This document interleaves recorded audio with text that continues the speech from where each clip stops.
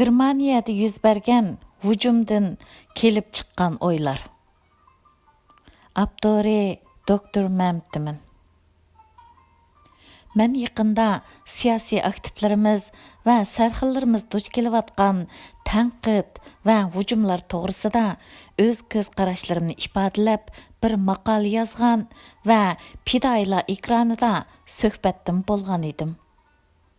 Men maqolamda va suhbatda o'zim kuzatgan ahvollarga asosan xalqimizning ro'yi holatidan chiqish qilib, xalqimiz orasida xeyli uzundan beri davom qilib kelayotgan o'zaro gumon qilish va o'zaro inkor qilish tufaylidan kelib chiqqan o'zaro xato tushunish, o'zaro ayblash va o'zaro haqorat qilishning sabablari.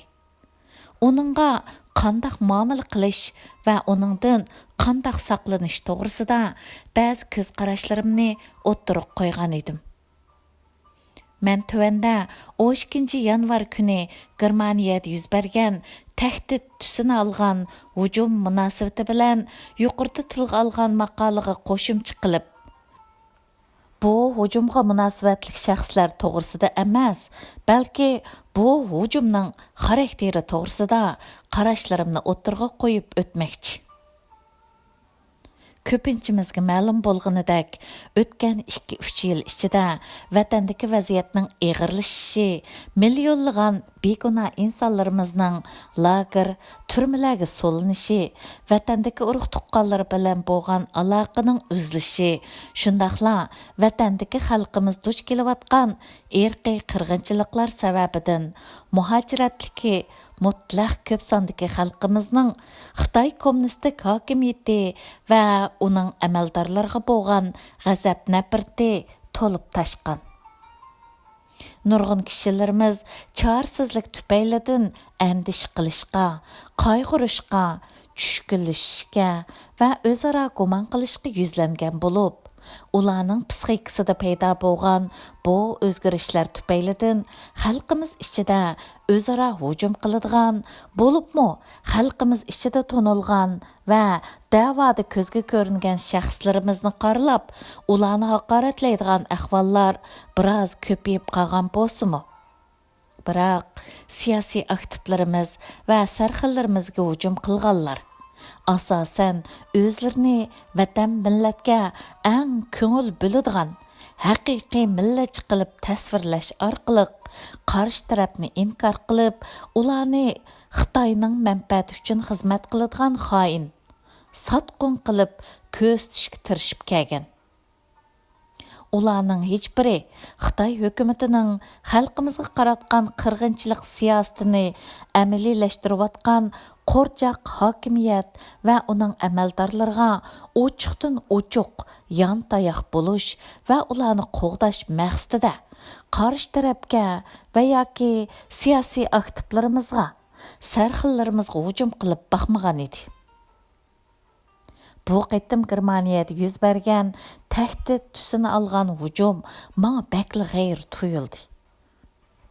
Bo'libmi Germaniyadagi demokratik qonun davlatida uzun yashab kelayotgan hujum qilg'uchining u jasoratni nadan olganligi meni texim hayron qoldirdi.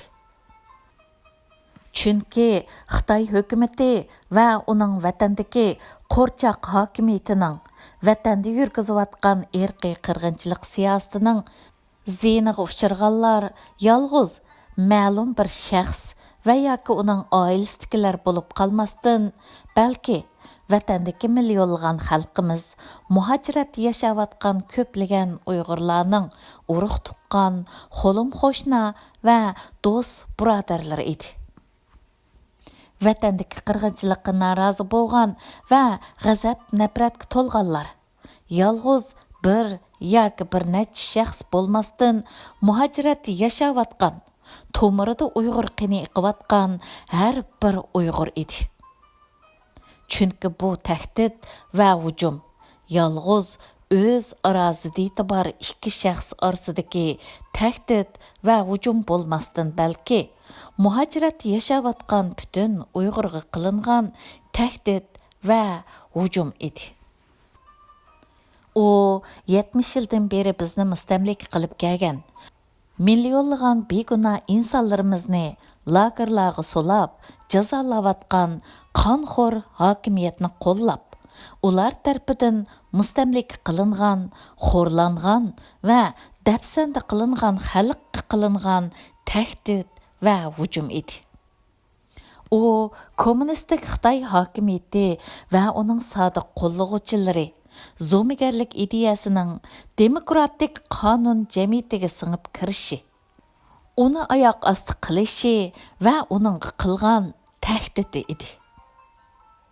Muajiratda yashayotgan Xitoylar ichida Xitoy kommunistik hokimiyatini va u yurgizayotgan siyosatni qo'llab, G'arbda Xitoy kommunistik hokimiyatiga qarshi faoliyat elib berayotgan demokratik va inson haqlari faoliyatchilariga qarshi turadigan Xitoylar xeyli ko'p bo'lsa-mu, biroq Xitoy davlati qandoqli bo'lsin, Xitoy xalqining davlati bo'lib, Xitoy hukumati bo'lsa, ularga vakillik qiladigan hokimiyatdir.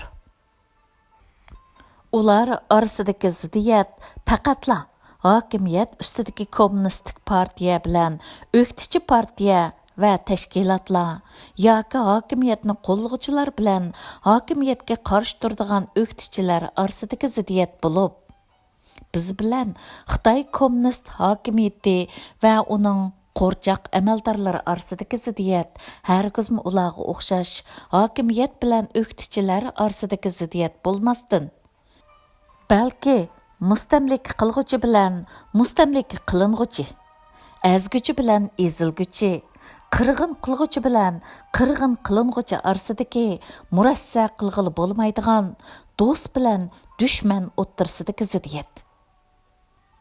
Bundaq bir ahvol ostida erkin dunyoda yashayotgan har qanday bir Uyg'urning mustamlik hokimiyatni va uning qo'rchoq amaldorlarini qo'g'dash va ularga yontayoq bo'lish maqsadida har qanday bir Uyg'urga qilgan tahdidi, butun Uyg'ur xalqiga qilingan tahdid va millatga qilingan xoinlik hisoblanadi.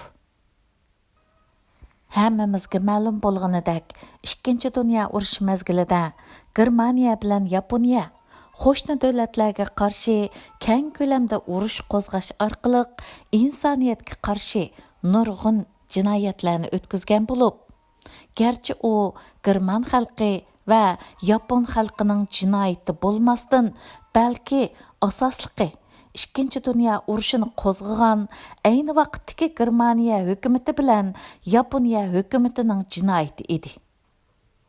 Biroq urush bilan bevosita munosabati bo'lgan va urushni ochiqdan ochiq qo'llab, himoya qilgan ko'plagan insonlar urushdan keyin o'xshamagan darajada jazoga uchirgan va yoki kam deganda ular o'zlarini insonlik axloqi jihatda jinoyatchi hisoblagan ham ziyonkashlikka uchirg'uchilardan afu so'rashgan va tövbe qilishgan.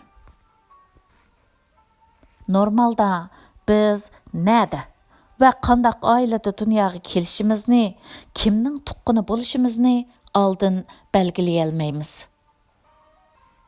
Bir insonning ma'lum bir jinoyatchi, qonxo'r va yoki o'g'ri bulangchining avlodi va yoki tuqquni bo'lishi u insonning xatolik emas.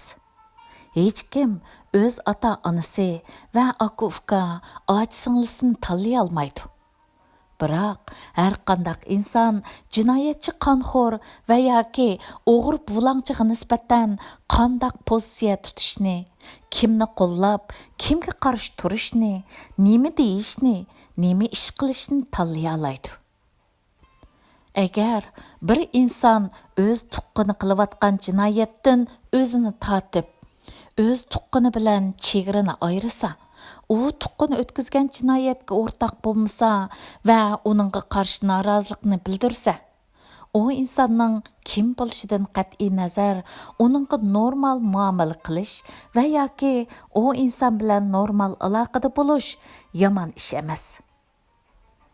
Lekin u inson erkin dunyoda yashab turib, mustamlik hokimiyat tarafidan turib, millatning manfaatiga ziyon solsa millatga qarshi jinoyat o'tkazgan tuqqanlardan chek chegarini ayirmay, tuqqanining jinoyatiga o'rtaq bo'lsa, u tuqqanining jinoyatiga yantayoq bo'lib, uni qo'llasa, qo'g'disa, u chaqda bizga tushgan va biz qilalaydigan vazifa oldi bilan ularni ayiblash, ularni qonuniy javobgarlikka tortib, o'tkazgan xatoligi va jinoyatining badalini to'latkizishdir.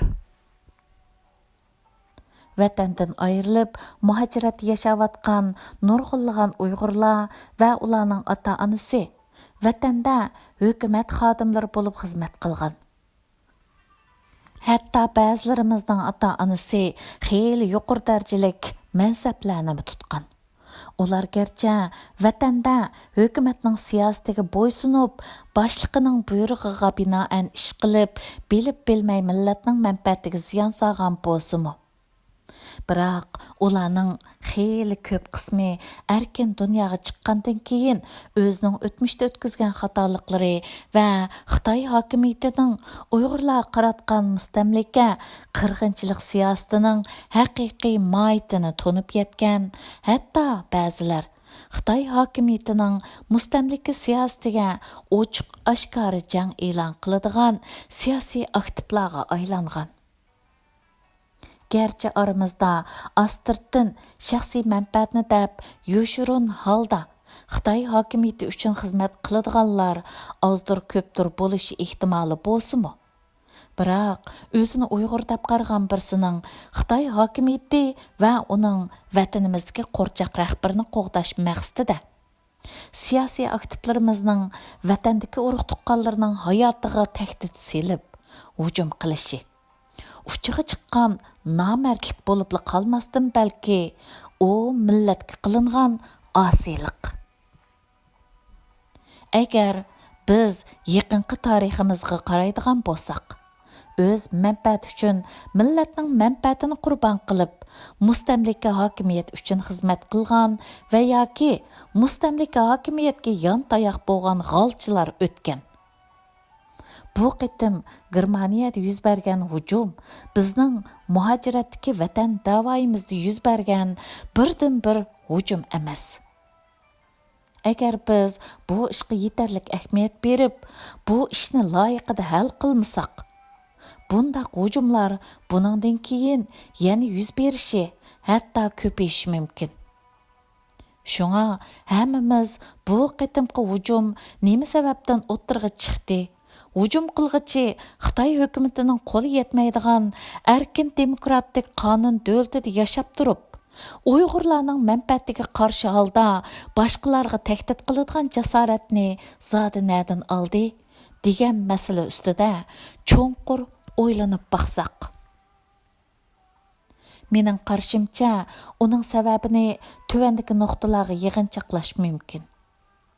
Birinchi, hujum qilg'ichida hozir Xitoy hokimiyati va uningga tava bo'lgan amaldorlarda, shundaqla ularning oilalarida umumyuzlik mavjud bo'lgan zo'migarlik ideyasining mavjudligini ko'rib olish mumkin. Ikkinchi, hujum qilg'ichi garchi uzun muddat g'arbda yashagan bo'lsa-mu, lekin uning hech qanday qonun engining yo'qligi, ish bejirish usulida yanala o'ktamlik, mutahamlik, nomardlik borligini ko'rsatdi. Ya'ni qarshi tarafga yoki raqobatchisiga kuchi yetmaganda uning ojiz yerini tutib olib, qarshi tarafning urug' tuqqanlarining hayotiga tahdid selish orqali qarshi tarafni mag'lub qilishga urinishdan iborat. Bu uchiga chiqqan nomardlik bo'lib, hargizmi mard, normal odamning qiladigan ish emas. Uchinchi, hujum qilg'ichida Xitoy hukumati va uning vatanimizdagi qo'rchoq amaldorlarini kuchlik yulanchuk deb biladigan yoki ularning qo'li bilan xohlagan odamni jazolayman deydigan ong borligini ifodalaydi. Bilishimiz kerakki, Nur Bakrimo shundoq cho'ng amallarga erishgan.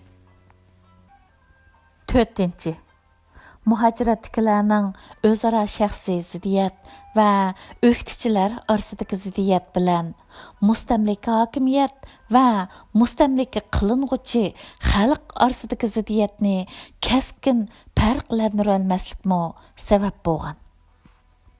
Shuni aniq bilishimiz kerakki, ko'pincha insonlarimiz va tashkilotlarimiz orasidagi ziddiyatlar shaxsiy ziddiyat va yoki o'qituvchilar orasidagi ziddiyat bo'lib, u faqatla shaxsiy munosabat, ko'z qarashdagi farq tufaylidan kelib chiqqan. Ammo Xitoy hokimiyati va uning qo'rchoq amaldorlari bilan mutlaq ko'p sondagi Uyg'urlar orasidagi ziddiyat hargizmo shaxsiy ziddiyat yoki o'qituvchilar orasidagi ziddiyat bo'lmasdan balki mustamlika qilg'uchi bilan mustamlika qilinguchi xalq orasidagi ziddiyatdir. 5. Bizdagi prinsipsizlik va ko'ngilchaklik. Undaqda biz kelgusida bundaq masalalarga duch kelganda qandaq qilamiz? Masalani qandaq bir taraf qilamiz va uningdan qandaq saqlanamiz? Mening qarshimcha oldi bilan biz xalqimiz bilan mustamlika hokimiyat orasidagi ziddiyatning mohiyatini aniq tunib yetishimiz, ularga muomala qilganda hargizmo shaxsiy ziddiyat va xalqimiz orasidagi ko'z qarash farqidan kelib chiqqan o'qituvchilik xarakteridagi ziddiyatlarga o'xshash muomalada bo'lmasligimiz lozim.